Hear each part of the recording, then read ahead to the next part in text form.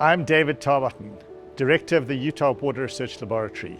We conduct collaborative water and environmental research to advance innovative solutions, promote scientifically informed policy and management decisions, and train tomorrow's leaders. We are excited to be part of this new global collaboratory looking for solutions to the world's pressing water problems. Utah faces problems that are common across the western US, related to drought, climate change, water demands exceeding supply, water and environmental quality, aging infrastructure, and a developing and urbanizing environment. The Utah Water Research Laboratory conducts research on many of these, following an interdisciplinary and data-driven approach. Solutions to our pressing problems demand integration of information from multiple sources. There's thus considerable emphasis on data and information systems, and the hydroinformatics involved in data sharing and data organization. Innovation and technology advances are needed to address the information science challenge of collecting, organizing, and integrating data from multiple sources to produce information that is consistent, reliable, and ready to use. To be specific, I'm going to focus on the Great Salt Lake, as it is a pressing local challenge that serves as an example for broader, regional, and even global challenges. In 2022, the Great Salt Lake hit a record low level due to both decades-long drought and water use.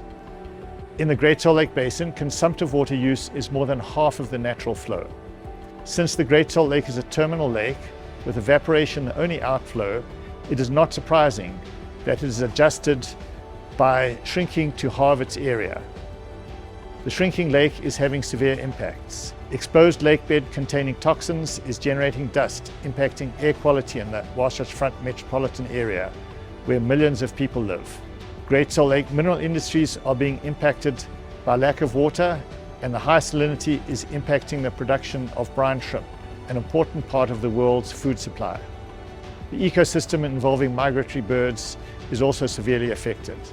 Saving and restoring the lake requires a multidisciplinary approach. It requires measurements, data, and modeling to comprehensively quantify what is going on.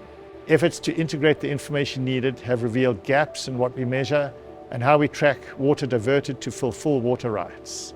A huge challenge is measuring water use. It is a challenge to sort out diversions, return flows, and consumptive use.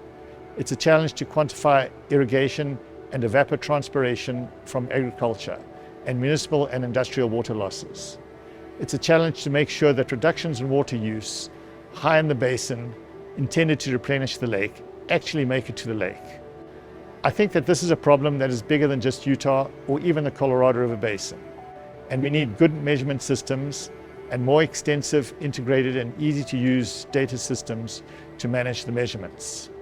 This is a specific case of the hydroinformatics challenge mentioned earlier. There is an irony here, because we live in a world of information overload. We are bombarded by information from many sources. The information science challenge is to collect, organize, and integrate data so that information is consistent, reliable, and trusted. Solutions here need to involve improved technology and shared solutions around the nation and world. The informatics needs of Utah are not dissimilar to those elsewhere. We need collaboration to improve, advance, and generalize hydrologic information systems.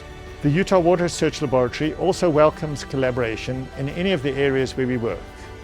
In the hydraulics laboratory, we have research ongoing on dams, spillways, canals, and upgrading of pipes, all part of aging infrastructure.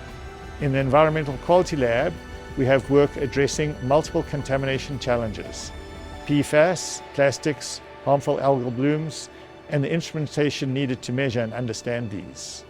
We have AGGI-Air, a drone-based system for high-resolution remote sensing.